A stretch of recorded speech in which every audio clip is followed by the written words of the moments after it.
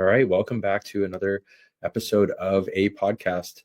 Your host Stephen Maxted here, and we have Mitch Calvert joining us on the podcast. And Mitch, thanks for making time today to be on here. Mitch, you are a renowned fitness coach. You're well known online in the local community and beyond. You have a degree in human nutritional sciences at U of M. And you've had a bit of a fitness journey yourself, I think is the best way to recap this paragraph that I have here. Excited to chat more about that with you and truly unlock your passion behind fitness and why you ultimately want to help others get into shape and a better health position. I think ultimately, if I can recap what you do in a sense and what you're doing online here for folks that I get to see and then in person and other coaching. So yes, Mitch, welcome to the show. Thank you for making time of your day and happy to have you here. Thanks for having me, I love to end my sentences with that. So it should be on point with the subject material today. The brand, yes. We appreciate that. Awesome. Yeah, and how are things on your world, Mitch? Like I know you cover lots of really cool stuff in terms of little myth busting things, because I'm not immune actually to seeing some of the stuff that you talk about on my algorithm in terms of like these random things that are like, hey, if you take fish oil 20 times a day, you could lose 5 pounds this week. And I'm always like, is it true? Because we see so much stuff, and I feel like I am knowledgeable in the space a little bit, and it's just enough to be dangerous where I think I have my routine figured out, as well as someone who likes to stay active and do different things. But you get to a point when you're out of immediate training from most kind of like junior level sports, you get older and then you kind of forget some of the routine stuff that you've been doing. You're trying to keep up with it, and then you're trying to not necessarily follow the fad, but if there's something that comes up that you're like, hey, this, that maybe this is relevant to me. This person has 1 million followers. I should listen to this online doctor or whatever, this ripped person online, but they're not always accurate. So maybe I'll tee that one up for you here. What's stuff that you see online that's just absolutely wild? That's a good place to start. And our brains are wired to like seek out novelty and new, and we hope that there's a magic button, so we're easily duped when someone with following, who has authority, who happens to have a doctor's outfit on, is telling us something that we think is a shortcut. Yeah.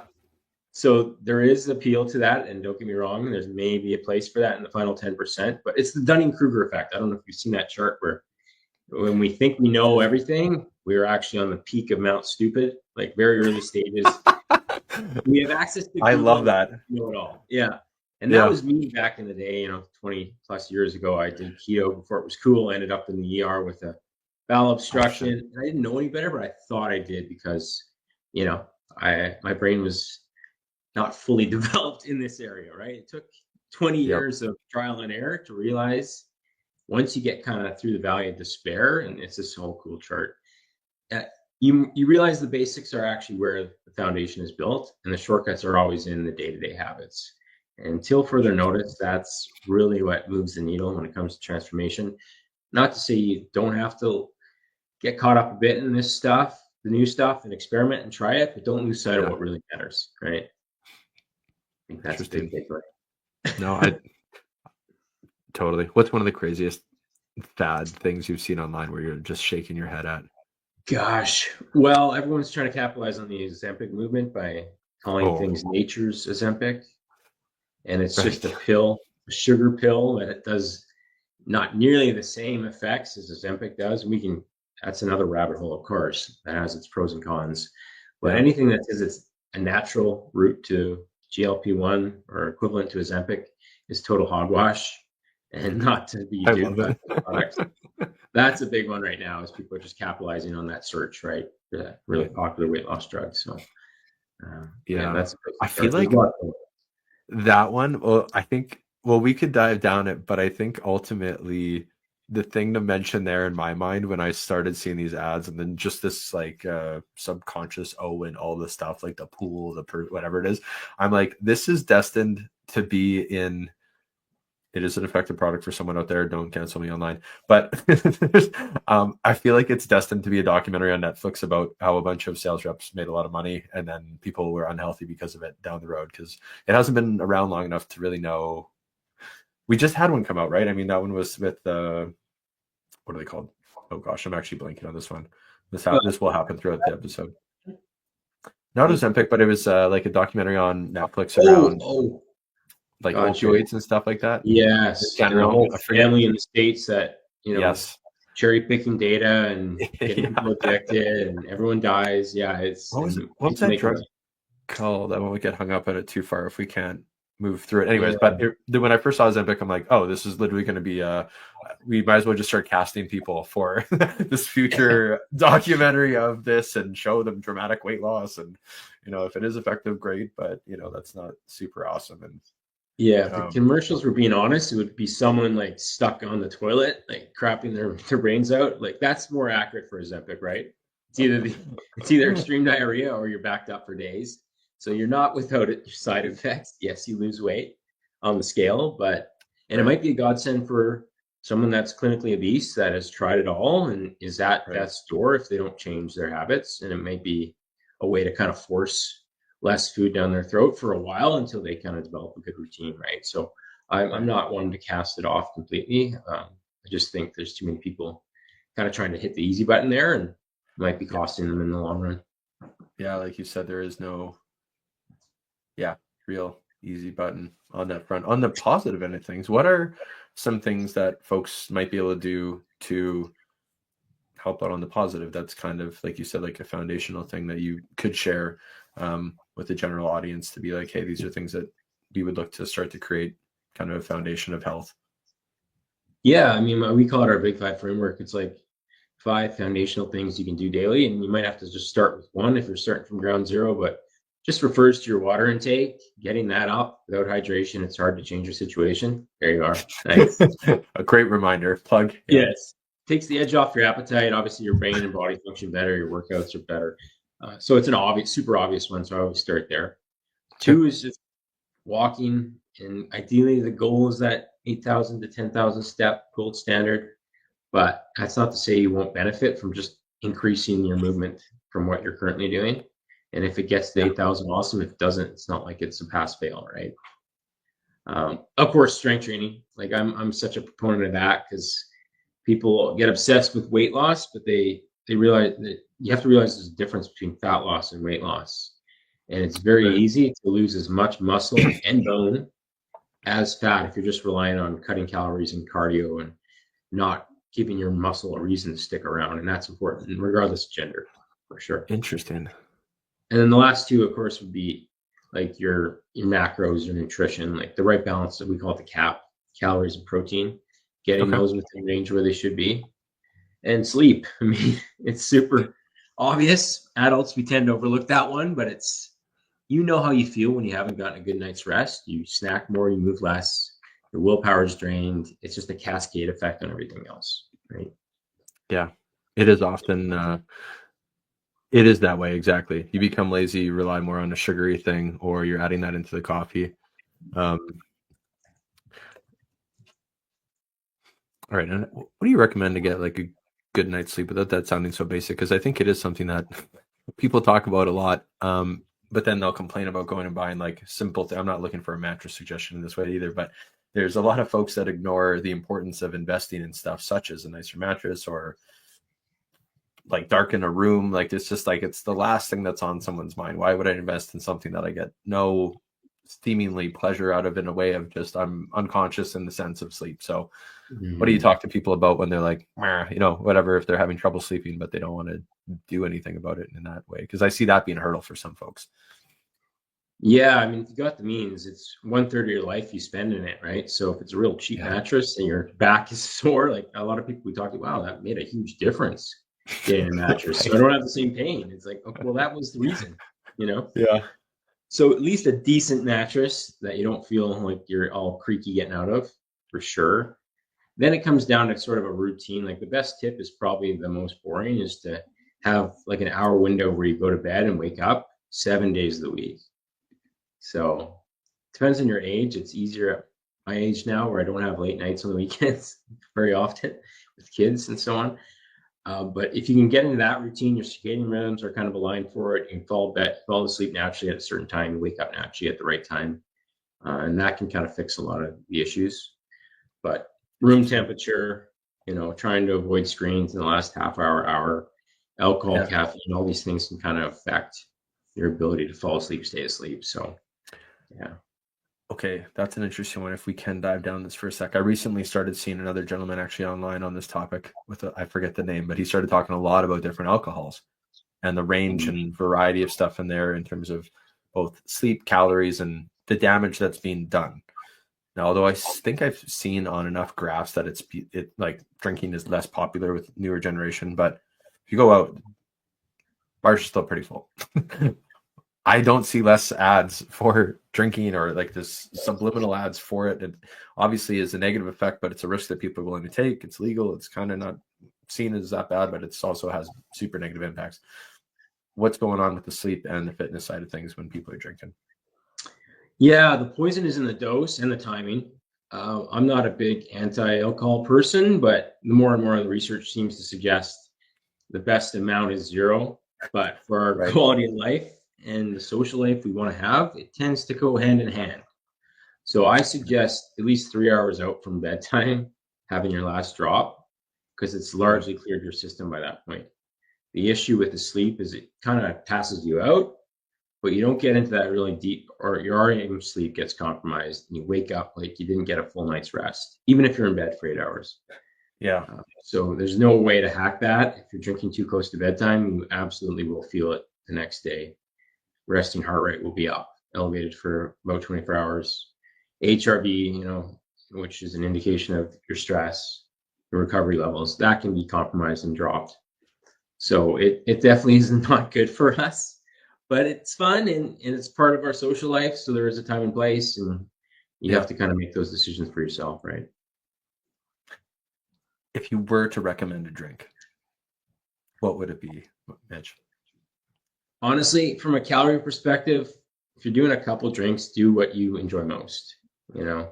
Yes, on a chart, champagne and like dry wines would be the lowest calorie, but there's light beers. There's really actually, the Michelob Ultras of the world. There's beers that are designed to be health conscious, but it's all around the same number per glass when it comes to that.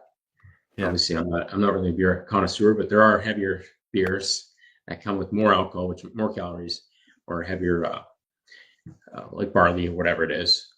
So short answer is drink what you want, just do it in moderation so that you can make the numbers fit into your day's allotment of calories, and we should be okay. Interesting. Okay. What about if we were to switch over to the caffeine side of the spectrum? A very popular thing. In fact, I think more people are posting and sharing about coffee and almost kind of like pushing the benefits of drinking it. But are there negative impacts to having caffeine or certain levels of it? Yeah, there's a lot of research supporting caffeine in your coffee for health benefits, longevity.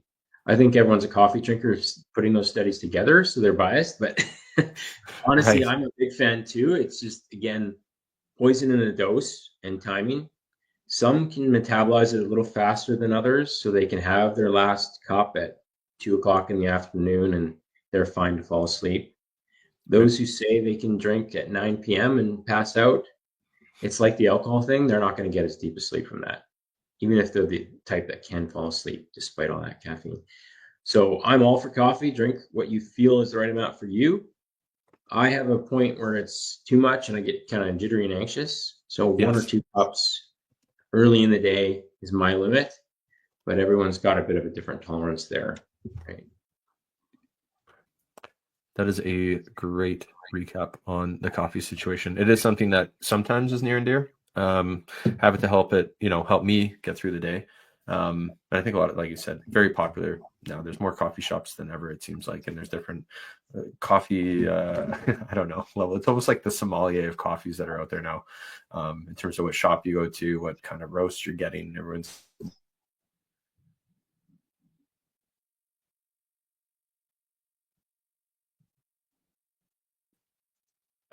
Mitch, and how did this whole thing get started for you? What inspired the fitness journey, if there was anything? I think that I read that was part of your story, and I've seen some posts about it, but and you kind of alluded, I guess, to that. So what was the situation for you to inspire you to help others and get into this space?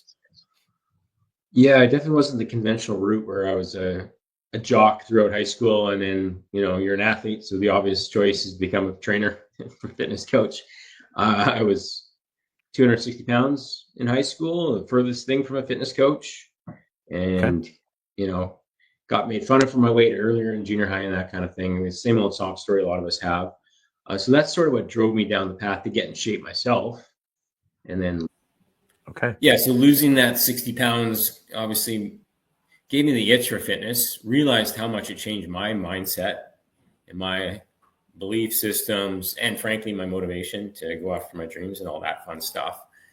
So I definitely went the unconventional route by first becoming a sports reporter, and I was working in Fort Francis, Ontario. And I was realizing I was spending all my spare time online, reading about fitness, not reading about the local sports scene. And I'm like, I might have to make this my passion, my career of choice, because it's the only thing that occupies my mind, because I'm just obsessed with it now. So I fought that urge for a while. Like, I came back to the city, took some communications, public relations jobs, then landed a job with the Rady Center, Rady JCC, which is a fitness center. So I kind of merged my two passions and got into personal training, kind of moonlighting in that regard as I worked in membership and marketing for them. So over those 3, 4, 5 years, I guess it was, at Rady, I built up my clientele on the side, and eventually it just came to a head. Free Press came calling to do a column, and then I just took the leap on my own. And that's, I guess, we're looking at 7 years ago now. Wow. I haven't looked back. So there you go. Full story. That's cool. That's great. Well, you did a very efficient job of covering that. No, seriously, I was like, that's a great recap. And then, you also, I guess in the middle of that too, maybe to add or insert something in there, you took the degree like in that, or maybe that was before you. So you had a background kind of heading into, like additional areas of fitness, nutrition, and I mean, I've heard this said a lot, and I believe this to be an area where we would definitely agree, is that a certain percent, I think they say it's like 80-20, but more of, abs are built in the kitchen, as it were. You can not outrun a diet, basically. So it's crazy to have very smart to have the background in the nutrition side, right? Because it's fuel. It's not just food for us at the end of the day, if we're looking at it in a high performance way, or for anyone. But particularly for the people that come to me, it's, the average person is looking for fat loss first and foremost. And they need to dial in nutrition to do that. Like, there's this misconception you can just keep running harder and going to more and more boot camps to accomplish it. And your body adapts very quickly to that stuff, and it ramps up hunger. So the net loss from activity is negated in most cases. So you do have to dial in diet. It's not as bad as people have in their heads of chicken and broccoli all day long. But there does have to be some trade-offs, and making sure you're in a deficit more consistently. And, fat loss is a means to an end. People think, oh, I've got to do this forever. No, you lose as much weight being a little bit more unsustainable in your approach, dialed in more on weekends than you typically would be. You get to your goal weight, and then you open yourself up to what maintenance looks like, and that can be quite a bit different, right? So awesome. And I have actually, I'm really referencing my online thing, but I feel like this is most people, so maybe this is a relatable position to come from. I recently saw someone, they're like, don't go slow into your goal, go like hardcore, and then get there and then maintain from there. Would you agree with that? Yeah, depending on the person. I think there's some types that really benefit from that approach. They're all or nothing thinking, so we want to kind of embrace that and say we're going to be almost 100% for 12 weeks and then reassess. Right. We don't want to go to nothing after 12 weeks, though, right? Like the 75 hard idea, where I'm a fan of it personally, but so many people do 75 hard and then they're 75 flaccid, for lack of a better word, for the next 3 months, and they negate all the benefits. So 365 sustainable, like that's probably the headspace most should be in, is trying to find some behaviors. But it's actually funny. We mentioned the mutual connection we had. Our shout out to Martin. He makes fun of me if I ever post about doing the 75 hard. He's like, you idiot, just do it all the time. He's always grinding my gears, and I'm like, I have done it successfully once or twice now. I've tried it multiple times, and sometimes I fail for whatever reason. Some of it has to do with seasonality, or whatever I call an excuse for seasonal stuff here. I mean, we live up in Canada, it's Winnipeg specifically, and it can be quite daunting to get those steps in or that workout outside in a day, how do you manage giving recommendations to folks that it's a little bit tougher, without calling anyone like soft? Because I've now become soft over time. I don't want to go outside when it's weather -20. I'm like, I'm gonna break, and the equipment breaks. We spend a lot of time fat biking or skiing. I have all the equipment to go out there and do this stuff, but I don't want to do it all the time, and I don't want to work out inside all the time. It's tough. So how do people best manage that? And you also want to snack more too. It's cold out. You want to carb up. Yeah, winter, and sometimes you can align the seasons with whether you're in a fat loss focused phase or maintenance or building muscle. Like once you get to your goal, at least once you're at a safe level of body fat or whatever, then it kind of opens up to being a bit more, designed in your approach based off the seasons. But at the same time, winter is a time to really get into a routine with indoor exercise. I know 75 hard requires an outdoor workout, so that definitely puts a wrench into it. But typically speaking, we're having people either invest in a walking pad so they can watch their favorite show and get steps, or pair it up with cycling. Like you're trying to habit stack where you're doing something you probably don't want to do, but it's with something you enjoy. And the only way you get that enjoyable thing is if you do this first or do it simultaneously with it. So that's where the stationary equipment comes in handy. It collects dust in the summer, cool, do everything outside. But in the winter, that we kind of need some backup plans in order to get our activity in. Yeah, it's something that I find sometimes. I get primarily a home gym setup, but then I also do work out at some other gyms with my triathlon training. And this is probably more relevant for people who work out at home or whatever, but something that's kind of a non-negotiable for me is if I'm getting bored with something, is I got to go get something else. It's not usually never extreme, but trying to keep up with something that will entertain me, basically, and like a fancy, rat in a cage in that sense of like, hey, like what is another piece of equipment I could get that I can then hit a different way? Because I find sometimes I get bored at home, and I might also get bored if I went to the same gym all the time if they don't have something new. How do you manage creativity within the workouts to keep people stimulated or overcome that within that routine for them? Yeah, it's a tough one because novelty can get in the way of results. If you're doing too much different things too often, it's hard to track progress. You don't have that whole progressive overload concept where you're getting stronger and assessing your strength on the same movements over time. So what we do is generally every 4 weeks, we try to revamp the training plan completely and pull out a lot of the exercise we were using for that time.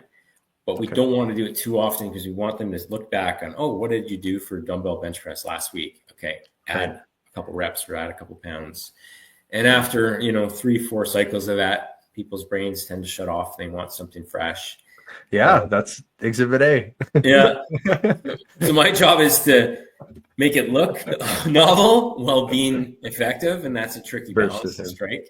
Yeah. Because it's the same exercises done repeatedly that work best. And it's the stuff on Instagram of someone swinging around on a, Mosu ball that's not effective, even though it gets views. So that's one approach. Sometimes it's what we call antagonist supersets. So like non-competing muscle groups, because rest period is important, but it's not time efficient. So in order to get around that, we'll pair like a push exercise with pull. And you're getting active rest when you're doing the pull movement, for example, and you still get 2-3 minutes rest for the push, but you're not sitting around kind of waiting for the next set.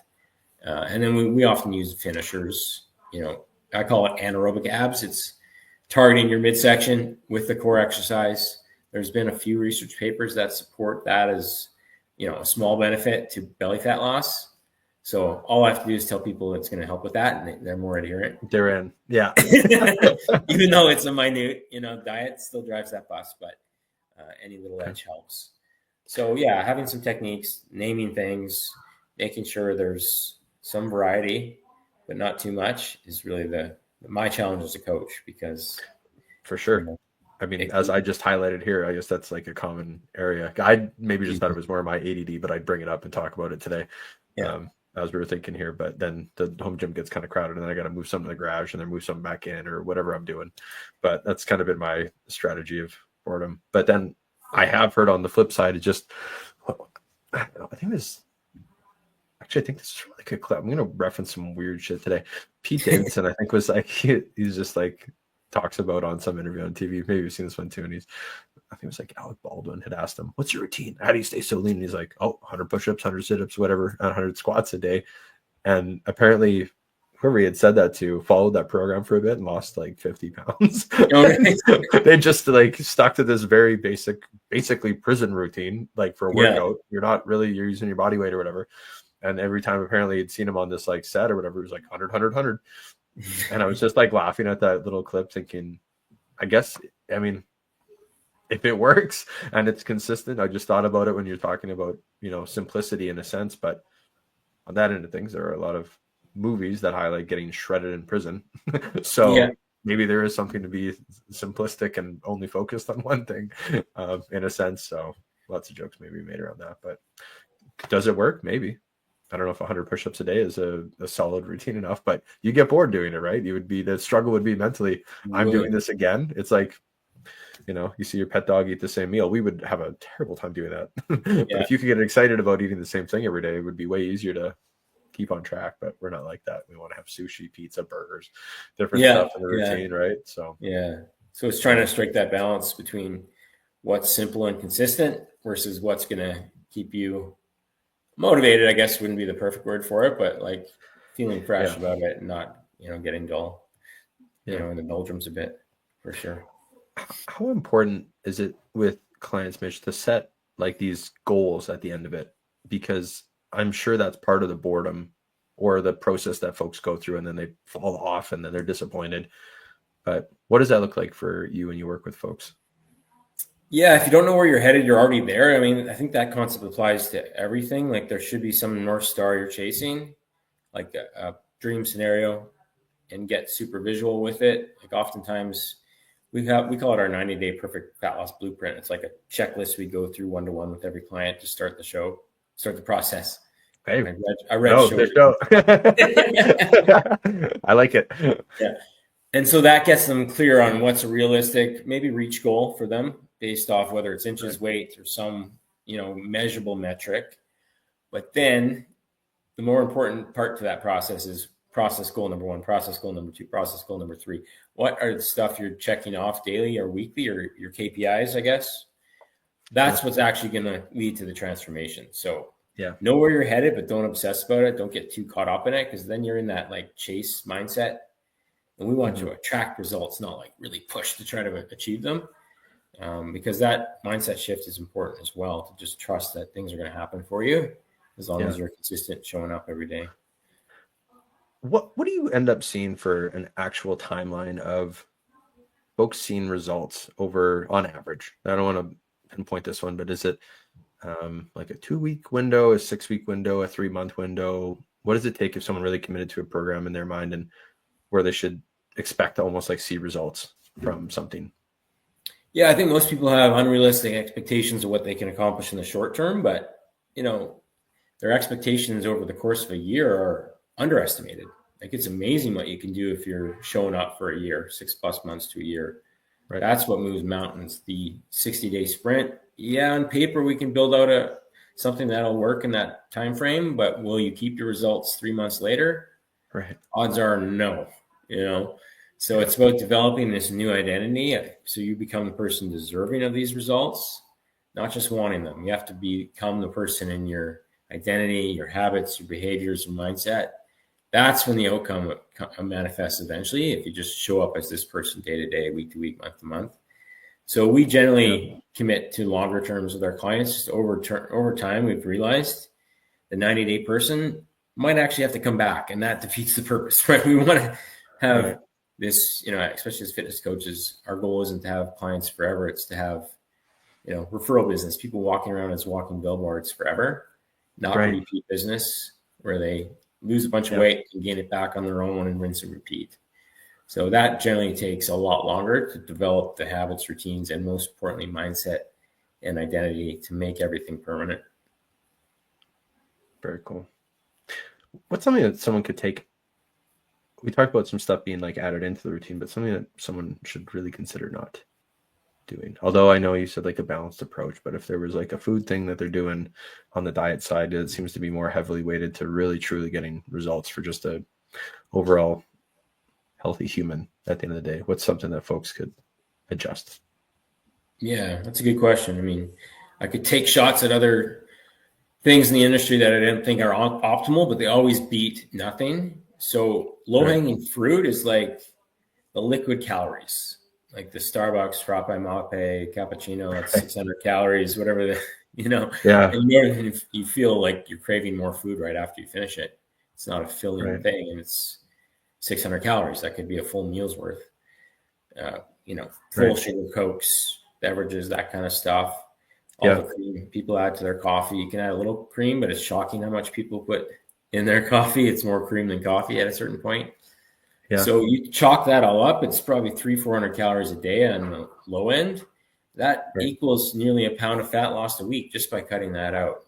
So that's probably the first place to start. If you are consuming calories in liquid form, reduce that or eliminate it entirely, and you're going to be losing weight without even trying it. So just swapping it. I mean, I've seen some graph before, but Mitch, they're so popular online. I post every cool drink I get, like how am I supposed to I'm not going to fit in. But just having black coffee is almost like no calories. But it's not as sugary. Americano, coffee. Right. Nothing. Yeah. Espresso with, different mixes. That's very insightful because there is certainly a big push. And I don't remember it ever being this way years ago. Shout out to Tim's. I use them as an example because years ago it was just donuts and coffee. And then now it seems like they got like pizzas. Sometimes they got Greek food. It's strange. It's like, but then a lot of, the popularized style of drinks now are there, and they're at Starbucks and they're at other cafes, but primarily at those ones is what I see. And it just seems like very different, but you're right. I guess it is just leaning into the desire for sugar that we crave, or that we've kind of like leaned into. I know what. Okay, actually, this is an interesting one because when I was doing the 75 hard, at about 30 days in, I found I didn't miss, or I thought I wasn't missing, like the alcohol component of that, right? You're staying kind of strict. But I found 30 days in, I was like, I do want wine today.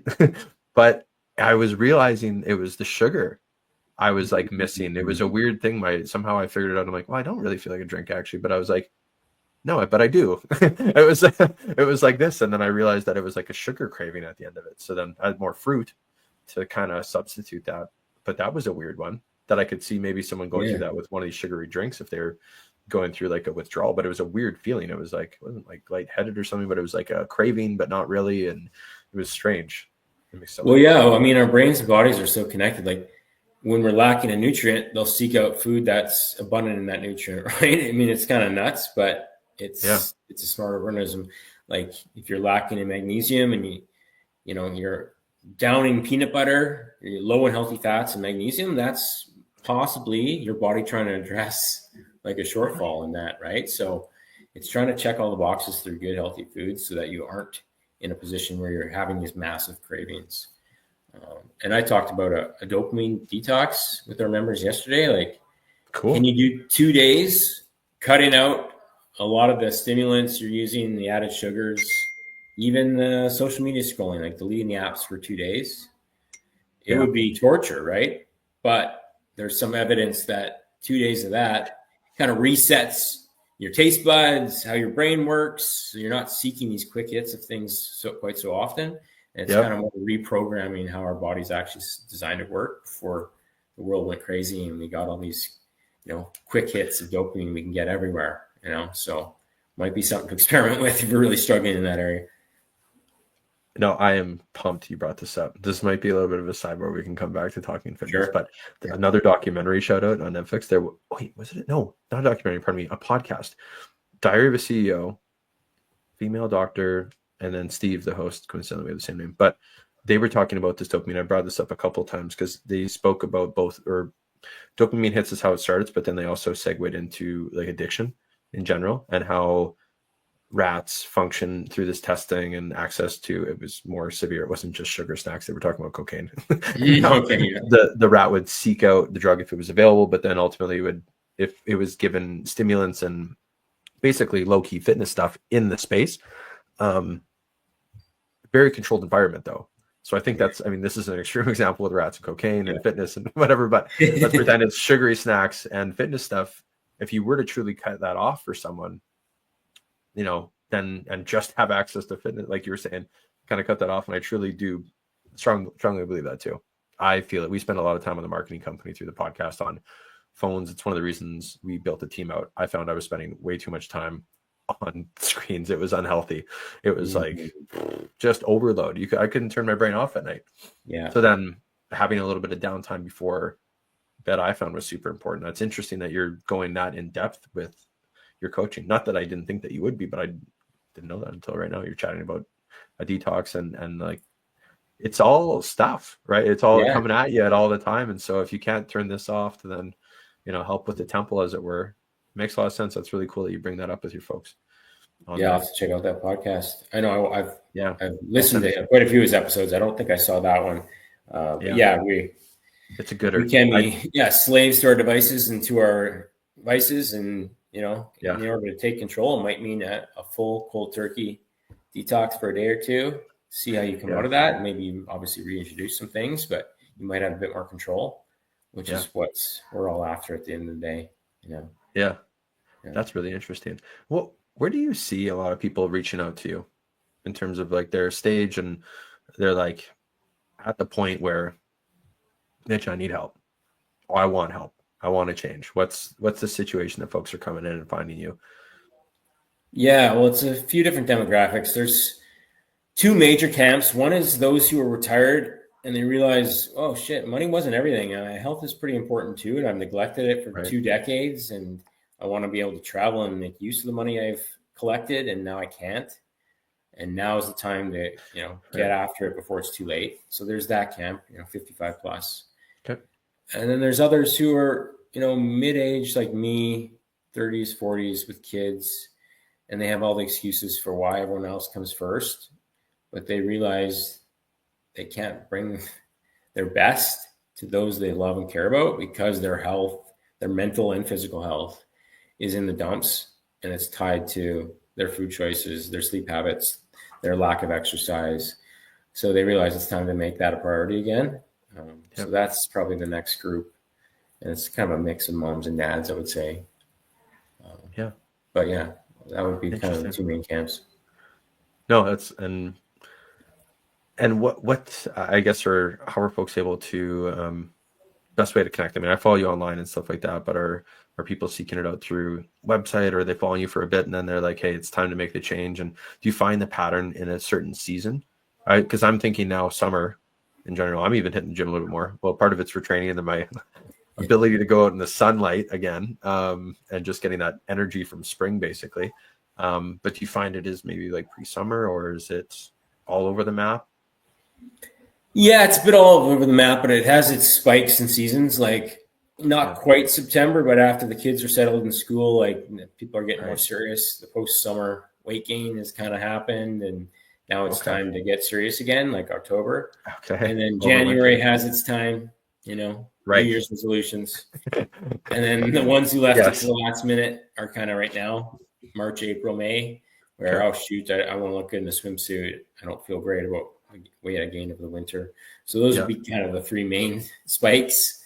Yeah. But everyone's motivations happen at different times, and we just keep the conversation open by showing up daily. And when people are ready, they're ready, and they reach out, and that's kind of how it works. No, that's good. You bring up a good point about January. I totally forgot that New Year's resolutions are probably actually the biggest spike in people's brains, and be like, oh my God. Yeah. Here's a revelation of fitness coming in. I think I know the answer to this one, but how successful are New Year's resolutions, and how much success do you see when folks come on at that time of year? Yeah, I'll be honest with you. That's one of the time of year when we let in more clients, and some of them I can tell are probably not in the right headspace.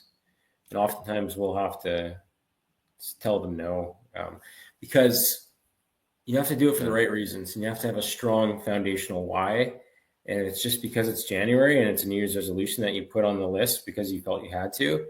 That's not enough motivation to kind of stick with it for long. Yeah. So that seems to bring a bit more of that type out of the woodwork. And they may figure it out eventually, or have a tipping point where the doctor says you got to straighten up, and then that's when they get serious. Right. But if it's just checking a box on your New Year's resolutions, not generally a strong enough reason, which is why they have such a high failure rate. Yeah. Yeah. Do you see the spike in any gym like I said, I don't go to tons just by nature, having some equipment at home base here, but the ones I do go to sometimes for other equipment or swimming and blah, blah, blah, you see that spike, and then it's like all the regulars are kind of pissed. They're like, what is going on? Get out of here, January, February, nobody. Yeah. And then it goes back. It kind of like, peters off and does or whatever. But yeah, it's so interesting to hear you talk about just like the steps alone and diet being such a big impact. And why is walking, it's such a simple thing, so important for us in terms of being able to keep that weight off and just such a, essentially, if you're healthy, everyone can do it. And just, it seems so, the bar is low. It seems like just, you can do it. But why is that so effective, Mitch? Well, I think part of it is what you just nailed. It can be done by almost everybody and almost every day. It's hard to, unless you're really well trained, it's hard to run a 5K every day. Most people are going to miss a day and then miss multiple days and burn out. So walking, your steps, almost everybody, unless they have a foot condition or some other injury, can walk, and it burns, a few hundred calories a day. The big impact, and I tell people all the time, walk more than you work out, because you can walk a lot more than you can work out, both in terms of time, but capacity to do it, right? A lot of middle-aged people, kids, stress, hard, intense workouts. They can do a few of those a week, but they burn out, get sick if they do too many. But you can certainly walk every day. And it does. Interesting. The studies on non-exercise activity thermogenesis, I don't know if you've heard that, but that's basically everything that's not included in a gym workout, like just fidgeting more, walking more. It's like being a roofer versus a desk worker. The roofer is going to burn almost twice as many calories a day just by the nature of their work. So how do you become more of a roofer if you're a desk jockey? Try to get in the habit of walking more, being inefficient with where you park, taking the stairs, all those little things add up far more than any calories you can burn on a treadmill for 30 minutes. Interesting. That's definitely a mindset thing, like you said, too. Instead of rushing to these different things, it only takes a little bit to go take the stairs, right? In fact, you might wait just as long at an elevator to go up as it would to go up 4 floors. I'm just actually thinking of a situation recently where it wasn't planned for this combo, but I was like, I should take the stairs today. I did it, but normally I would totally just go wait for the elevator and would fall in the category too of trying to do those workouts. Some of it's more cardio stuff, but it does seem so simple to fit in the walking and not just be part of it. I met some great folks along the journey. Good friend of mine who does websites. He makes an effort to walk a lot. And that's like his main workout thing. Guy's in great shape. There's no magic secret. He just walks a lot. He'll take time for his little stress relief or whatever. He's just walking. Yeah, everyone, it's the Euro trip mindset, right? Where you go to Europe, you eat your weight in baguettes, you come back, weighing less or even. It's because you walked so much, you moved a lot, and just being in that headspace of trying to park further away, walk more. And there's a linear relationship between those who walk more, who live longer. So there's something happening beneath the hood with it that we just can't overlook. Yeah. And I was the type that, if you're not sweating, you're wasting your time. That was how when I was on Mount Stupid again, right? My early stages, you know? And then I realized it's an easy thing to think about, sorry to add in here, but it's an easy thing to when you're sweating, you're checking off you're working out, right? So, but you feel more validated, right? But the little things, the walking without even thinking about it, the extra trip to get the groceries, that's the stuff where you're actually losing more fat at the end of the day, if you compare the two, because one's a hard 30-minute hour workout, one's 16 plus hours of whatever you do during that time frame. And getting in the headspace of trying to move more is going to help you a lot in that regard. Now, okay, this reminds me of something else that I bought the book. It seemed like a neat theory. I think it had to do more with the spots in the world that you live. You might see where this is going already, but bought the Blue Zone book a few years back. I became kind of a fan of it, but I felt it was tougher to stick to those diets. They're more lighter on the protein side of things. It's more plant-based stuff, but is that a really effective plan? It's more lifestyle. If you've read the book and know the stuff, and I'm sure you do, but for the listener, it's kind of like they identified, was it 5 or 6 major spots? Now they're kind of spreading it out to get people to check off these things, but it was Costa Rica, Japan, Italy, I think there was a spot in California. They said, I think that's where they're from. I think they just added that one in. And Greece, they I think. Set it up as a blue zone. Yeah, they're just like, hey, this one counts. But the idea is these areas are more chill lifestyle, more family time spent around the meals and stuff. So it's a slower eating process. And then you walk or your lifestyle. You just mentioned roofing, and then I was thinking of what they talk about in the book around, having a more relaxed environment to live in lifestyle wise. And what are your thoughts on that side of things there? Yeah, I mean, there's an inherent bias with the book author and the more recent Netflix documentary towards plant-based eating. So you have to take that with a bit of grain of salt. There's definitely some inherent threads between all of them, like movement, social connection, chilling out more often, not as stressed. But it's been rife with insurance fraud. Like a lot of these people that they say are over 100 were family members just not telling anyone when they died. I don't know if you heard this, but I love this. Yeah, so the blue zones are a bit of a fraud, unfortunately. Damn it. A lot of those people that lived over 100 have been dead for literally decades, but they were getting their pensions sent to their kids because a lot of these cultures have families in the same home, and they just decided not to share that information with the government and well, why would you for that many years. So Jesus. So there's a bit of that. Unfortunately, I don't think we've cracked the code on what's the secret to living to 100. Those who do tend to have some genetic edge that they can't quite pinpoint. I'm hopeful that they call it longevity escape velocity, where you can actually almost age in reverse, or at least age a lot slower. So that's coming out. AI may expedite that process.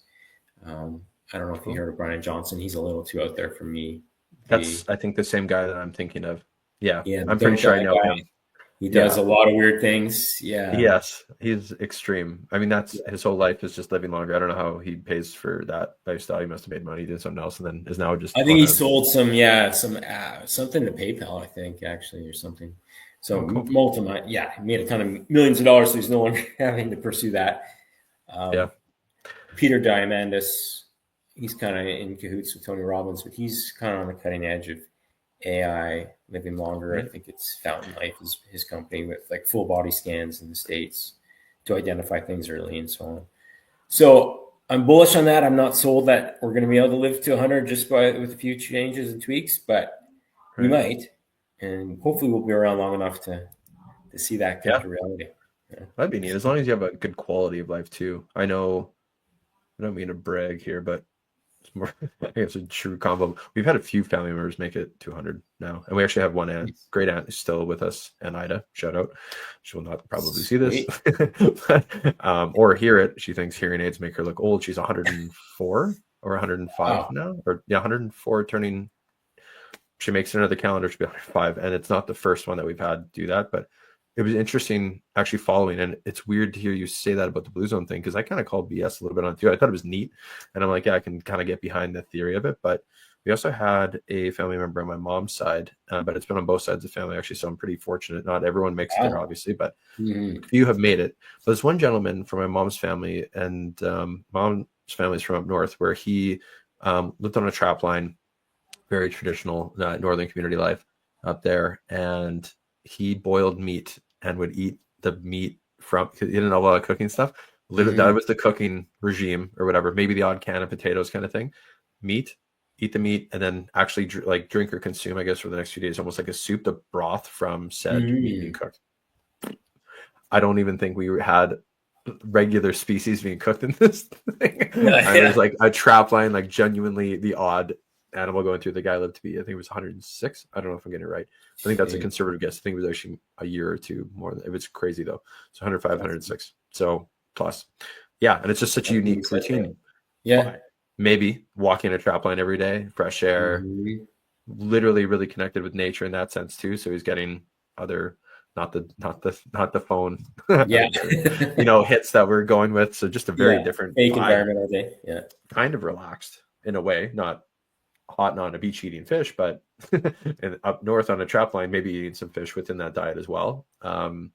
it was just super interesting to I remember I commented on something and someone ripped me apart online. They're like, bullshit, you can say whatever you want online. And I'm like, evil meats. Yeah. I was like, okay, I guess I'm lying. I just mentioned it on the Blue Zone thing to be like, hey, like, what are your thoughts on this kind of thing? But it's funny to think about routines that are you just kind of stay steady on that, and that can maybe project your life. And then same with Ida, she's followed a very similar routine, although she even jokes, not to be negative on her, but she's like, I'm surprised they made it this far with a few drinking years in there. She had a pretty hard life. I had some major stresses go on and stuff, and obviously she's seen a lot of the world. And she jokes about that though too, but obviously she's made it this far, and for all intents and purposes still fairly functioning, no medication and stuff either. So it's kind of very unique. A lot of people are kind of forced to do that, but she would always do little things in a routine, right? Not use her arms to push up off chairs, little like kind of just like sitting squat things that you pick up, you've seen her do for a number of years over time. So maybe doing little routine things like that has led to her success without any coaching. We didn't have to do that for her. It's just always inherently in there. So anyways, dropping some family notes in here. Well, and hey, if there's previous family members, there's some genetic merit that's potentially passed down, right? That gives you a slight edge, and you still have to obviously, they say genetics load the gun, lifestyle pulls the trigger. You still have to have a sensible approach. You can still get into trouble no matter how good your teams are. But I think you're onto something there for sure. Maybe I can't John Daly it, so to say. Is what you're saying. Yes. That might be pushing it. That guy doesn't even drink water. He says, right? I don't know how extreme that is. He claims to only drink like Coke and beer, basically, or whatever, which is just still a phenomenal athlete, but weird, right? That's strange. Phenomenal athlete. Golf standards. He's had so many surgeries, like it's catching up to him, his health, but he can hit a golf ball. And he's fighting against all his bad habits and still living. So there's something to be said for that too. Maybe there's a balance there where you're not too obsessed about things. You take each day as it comes. There's probably some value to that as well, versus the Brian Johnson approach where everything is measured and you lose sight of living your life at the same time. Yeah. Balance. I think, there is always a balance ultimately within here too, because I always worry, what if, even training for tries and stuff, not that I'm going to the Olympics, but I do it as like a way to set a goal, so I have something to look forward to. So then therefore I have to work out and train, like tricking myself into working out. But I always still make time for going out, at least one, maybe two more social events in the week, so to say, and have a little bit of an unhealthy attach there, because I feel like if you isolate too much and only do one thing, you'll be unhappy in other parts of your life. There's got to be a little bit of a massage within the strict rules, because I will go super hardcore into that for a bit, but then it's like, then you crash. You could probably do it for like 30 days and you'd be like, oh my God, I miss all my friends. And then go out all week for like another week. And then you've not slept well and your fitness is totally dropped off. So having a balance is important, but social connections are a part of the formula, right? If you're Brian Johnson, obsessed with every metric, have to be home in bed by 7 or whatever it is for him. I think he's missing out, arguably, on some things. Yeah, he'll have some kind of record, maybe, if he makes it. But then that's it. What, like, who's going to remember you? Or how are they going to remember you, right? Just that guy that went home at 7 every night. Maybe the doctors that work with him know him really well. But but family, the people that you actually love, they matter. Quality friends. A bit there. Yeah. Interesting. Mitch, anything else we want to cover that people should know about? No, love for you guys to connect. I'm most active on Instagram / Mitch Calvert Fitness. So I'd love to hear from you guys there, what you thought of the episode, or if you have any questions. Other than that, we're good, mate. Cool. I'm awesome too. I just feel like good energy to slide out, maybe. Just going with the flow here. So we'll include all the links below if you made it this far in the episode. Those will be attached below on our YouTube, Spotify, and Apple, wherever you may find our podcast. So links will be included in there. And thank you so much for hopping in today. So, and thanks for making time, Mitch. Cheers. Appreciate you having me.